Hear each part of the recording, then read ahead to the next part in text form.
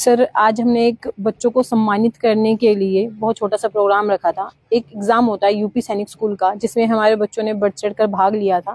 जिसमें इन सभी बच्चों में से 6 बच्चों का जो सिलेक्शन हुआ है, 3 बच्चों का सिलेक्शन हमारी क्लास 6 के लिए और 3 बच्चों का क्लास 9th के लिए सिलेक्शन हुआ है। और यही वो हमारे होनहार छात्र हैं जिन्होंने इस एग्ज़ाम को पास किया है। और ये लिखित परीक्षा का एक दौर था जिसमें इन्होंने उत्तीर्ण हुए हैं ये। तो इसी सिलसिले में हमने एक छोटा सा प्रोग्राम यहाँ पे उड़ान में रखा था सर। सर, क्लास 6 और 9th के लिए बच्चे चयनित हुए हैं। 3 बच्चे हमारे क्लास 6 में चयनित हुए हैं, जिसमें नक्श अग्रवाल, आयु सैनी और एकांश शर्मा जी हैं। और 3 बच्चे हमारे 9th के लिए सिलेक्ट हुए हैं, जिसमें प्रज्ञा सैनी, मानवीर चौधरी और एक छवि हमारे पास बच्ची है, उसका भी सिलेक्शन हुआ है सर। गांव से आते हैं या कस्बे से आते हैं? ये बच्चे कुछ कस्बों से हैं और कुछ गाँव से हैं। जैसे जो नक्श अग्रवाल है ये यहीं लोकल से कस्बे से है सर, एकांश शर्मा कस्बे से है, आयु सैनी कस्बे से है और मानवीर चौधरी गांव से बच्चा है। ये हॉस्टल में भी रहने वाले बच्चे हैं और ये मैक्सिमम बच्चे ऐसे हैं जो 10 बजे तक मैक्सिमम पढ़ाई करते हैं, तभी इन्होंने इस फतेह हासिल किया है इस एग्जाम के अंदर सर। ये बच्चे हॉस्टल में ही लगातार पढ़ रहे थे या कुछ टाइमिंग थी, इस तरीके की मेहनत करी? सर, इन्होंने मेहनत ये करी कि देखिए ये वो बच्चे हैं जिनके लिए दिन रात इन्होंने मेहनत किया है सर। हमारे स्कूल के अंदर ना छुट्टी है और ना ही हमारे स्कूल के अंदर किसी प्रकार का हम त्योहार वगैरह लंबे समय के लिए मनाते हैं। ये बच्चे सुबह लगभग, हमारा स्कूल 7 बजे शुरू होता है, तो 7 बजे से 4 बजे तक और रात को लगभग 10 से 11 बजे तक ये बच्चे पढ़ाई करते थे। और सबसे बड़ी बात ये है कि सर इन्होंने हमारे द्वारा दी गई गाइडलाइन के अकॉर्डिंग पढ़ाई करी है, इसकी वजह से इनका सिलेक्शन आज हो पाया है सर। बच्चे में किस तरीके की मेहनत आपके द्वारा की जा रही है? इस टाइम टेबल सोने को क्या टाइम है और खाने का क्या टाइम है और पढ़ाई का क्या टाइम है, खेल कूद का क्या टाइम है? सर देखिए, टाइम टेबल तो हमारा थोड़ा स्टिकी है लोकल के बच्चों के अकॉर्डिंग। जैसे हमारे पास जो बच्चे रहते हैं वो लगभग सुबह 5 बजे के अराउंड हम उनको उठाते हैं। सुबह वो नहाते धोते हैं, पूजा पाठ करते हैं, उसके बाद उनका सुबह के टाइम पे लगभग 7:30 बजे के अराउंड उनका ब्रेकफास्ट वगैरह हो जाता है। और ब्रेकफास्ट होने के बाद लगभग 8 बजे से लेके 4 बजे तक तो हम दिन में बच्चों को पढ़ाते हैं और फिर 2 घंटे का हम उनको ब्रेक देते हैं। 4 बजे तक की जो पढ़ाई है उसमें गेम का भी टाइम दिया जाता है 2 घंटे का सर। और 4 से 6 बच्चे 2 घंटे बच्चों को प्रॉपर बेड रेस्ट देते हैं ताकि उनका माइंड रिलैक्स हो। 6 बजे से लेके 10 बजे तक सर फिर पढ़ाई होती है और 10 बजे के बीच में हम आधे घंटे का टाइम देते हैं जिसमें रात का डिनर करते हैं। तो हमारा टाइम टेबल थोड़ा सा लंबा है सर। कुछ चीजें सर बताना चाहते हैं सर।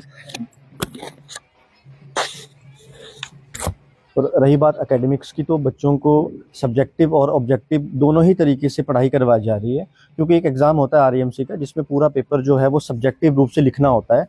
और जैसे यूपी सैनिक स्कूल, राष्ट्रीय मिलिट्री स्कूल और सैनिक स्कूल के जो एग्ज़ाम है ये पूरे जो है ऑब्जेक्टिव मतलब ओएमआर वाले एग्ज़ाम होते हैं। तो यहाँ पर बच्चों को दोनों ही तरीकों से स्टडी मटेरियल उस तरीके से प्रोवाइड किया जा रहा है कि एग्ज़ाम में क्या आएगा, क्या नहीं आएगा, कितना आपको पढ़ना है, कौन सा कंटेंट आपके लिए इंपॉर्टेंट है, खासकर जीके वगैरह हो गया, मैथ्स, रीजनिंग, इंग्लिश, ग्रामर में कितना कंटेंट आपको पढ़ना है। तो ये एक्सपीरियंस फैकल्टी के द्वारा बच्चों को प्रॉपर जानकारी दी जाती है कि किस तरीके से आपने, अक्सर बच्चे ओएमआर शीट भरने में गलतियां करते हैं।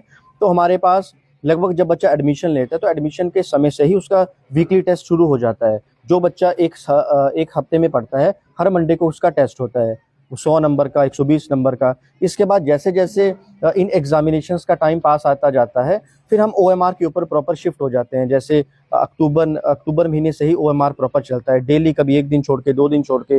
नवंबर के महीने में लगातार ओएमआर के द्वारा बच्चों की प्रतिभा को और अच्छे तरीके से करने के लिए, ताकि उनके, क्योंकि बच्चा जितना भी अच्छा हो, यदि वो ओएमआर गलत भर के आएगा तो उसके रिजल्ट पे बहुत ज़्यादा फर्क पड़ता है।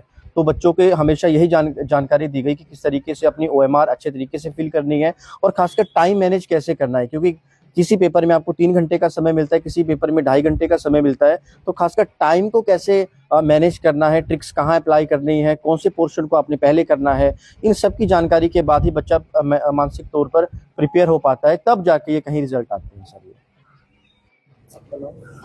मेरा नाम प्रज्ञा सैनी है। मेरे पिताजी का नाम मिस्टर अशोक कुमार है। वो एक गवर्नमेंट टीचर हैं। मैं गंगों से बिलोंग करती हूँ और जब मुझे पता चला कि मेरा यूपी सैनिक में सिलेक्शन हो गया, मेरे घर वालों को पता चला, तो मुझे सुनकर बहुत खुशी हुई और उड़ान एकेडमी के स्टाफ को भी बहुत खुशी हुई। और मेरे सभी दोस्तों को बहुत खुशी हुई। अब पढ़ाई करने के बावजूद आप क्या बनना चाहती हो? मैं फ्यूचर में जाके IAS ऑफिसर बनना चाहती हूँ। जैसा आपने पहली सीढ़ी सफलता हासिल की है तो कैसा लगा आपको? मुझे बहुत अच्छा लगा और मेरे परिवार वालों को भी बहुत अच्छा लगा। इसमें तो बहुत मेहनत करी होगी आपने। हाँ जी। तो अपने साथ की जितने भी लड़कियां हैं उन्हें क्या कहना चाहोगी? वो भी अगर वो मेहनत करेंगी तो उन्हें भी सफलता मिलेगी। आपका नाम? My name is Naksh Agarwal. I am son of Mr. Shubham Agarwal. कहाँ के रहने वाले? I belongs to Gango, मोहल्ला बाबूराय।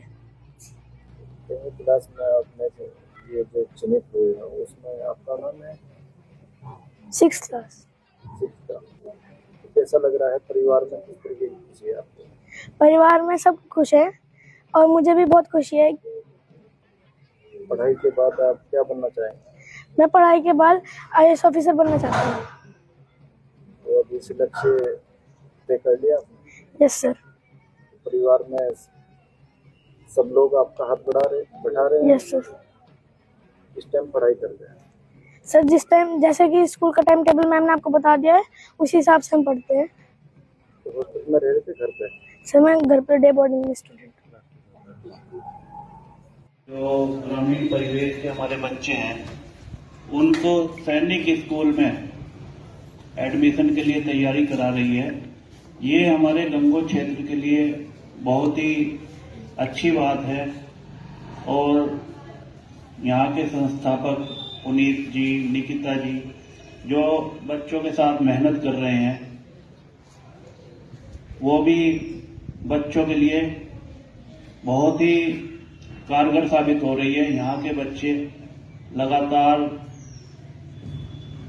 अपनी मेहनत के बल पर और मार्गदर्शन में सफलताएं प्राप्त कर रहे हैं। मैं उड़ान एकेडमी को और सभी चयनित बच्चों को बहुत बहुत शुभकामनाएं देता हूं। गंगो प्रेस क्लब की ओर से भी शुभकामनाएं देता हूं और जो बच्चे अभी नहीं चयनित हुए हैं वो भी आगे जरूर चयनित होंगे, ऐसी में शुभकामनाएं हैं मेरी। धन्यवाद।